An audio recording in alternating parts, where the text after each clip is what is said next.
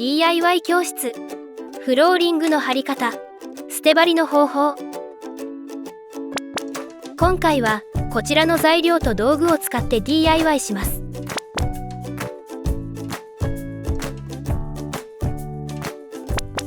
合板の上にフローリングを貼る、捨て張りで施工します。フローリングの上から貼る場合もほぼ同様の施工となります。フローリング材には根太張り用と捨て張り用があり、根太張り用フローリングは捨て張りでも使うことができます。合板の上にゴミを残さないように掃除しておきましょう。まず床面のサイズを測って中心線を引きます。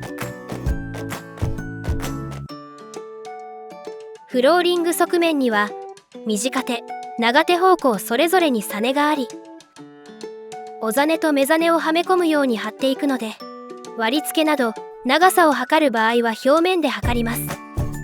短手方向のサネを除いた1枚の長さを測り、中心線からの位置を割り付けます。下地の合板と床材の継ぎ目が重ならないようにしましょう。この1列目と2列目の継ぎ目となる部分にガイドラインを引きます。ガイドラインに沿って1列目を2列目にずらして仮置きします。おざね、目ざねの方向はすべて揃えて置いていきましょう。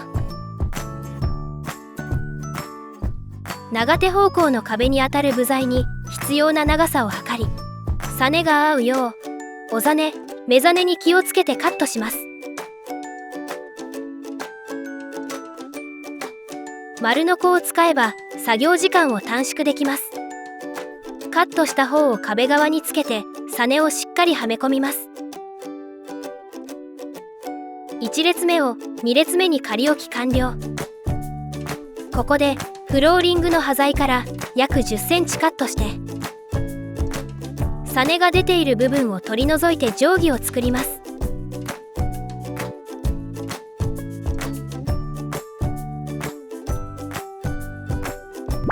作った定規を壁に当てながら仮置きした部材に線を引きます。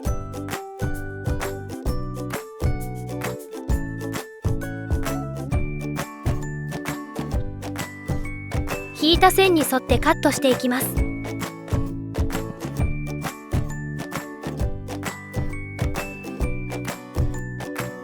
このようなへこみはノコギリで切り込みを入れた後のみを使ってへこみ部分を切り離します。刃を垂直と斜めから交互に入れ、少しずつ削って切り離します。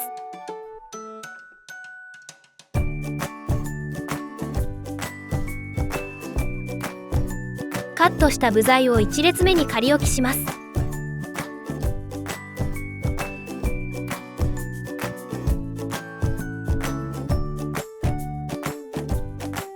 他の列はラフに並べて色柄のバランスを見ておくといいでしょう。1列目を外し、1枚分ずつボンドを30センチ間隔で床に塗ります。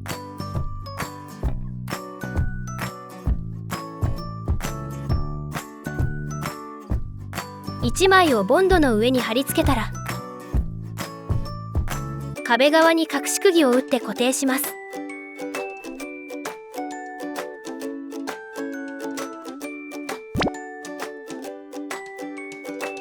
長手方向のおざねには30センチ間隔でフロア釘を45度の角度に打ち込み、最後はポンチでしっかり打ち込みます。短手方向のおざねにも2箇所フロア釘を打ち込みます。電動インパクトドライバーを使ってビスで固定する方法もあります。2列目以降は列ごとに長さを合わせカットしながら貼っていきます。隣り合った部材のサネ同士がきっちり噛み合うようにゴムハンマーで叩いたり、当て木でサネ部分を打ち付け、隙間が開かないようにしてフロア釘で固定していきます。強く叩いてもはまらない場合、打った釘がサネに当たっている可能性があります。その場合は前の列に戻り釘を抜いて打ち直しましょう。あとはどんどん貼り進めていきます。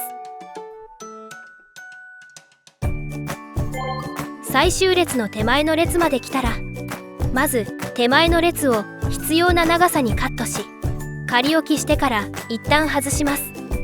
その後、最終列に必要な長さにカットしたものを手前に引き寄せ仮置きします。仮置き時もサネはしっかりはめるようにしましょう。この状態で最初に作った定規を使ってカットする位置となる線を引き、引いた線に沿ってカットします。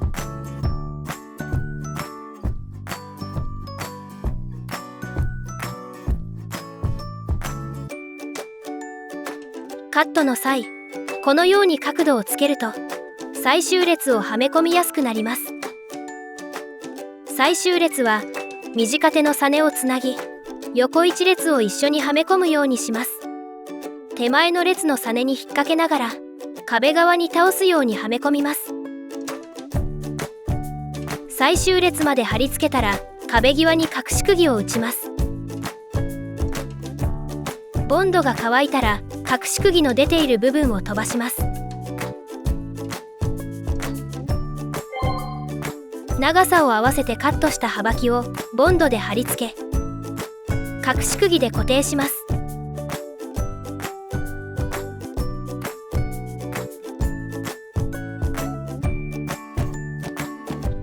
最後に隠し釘を飛ばしたら完成です。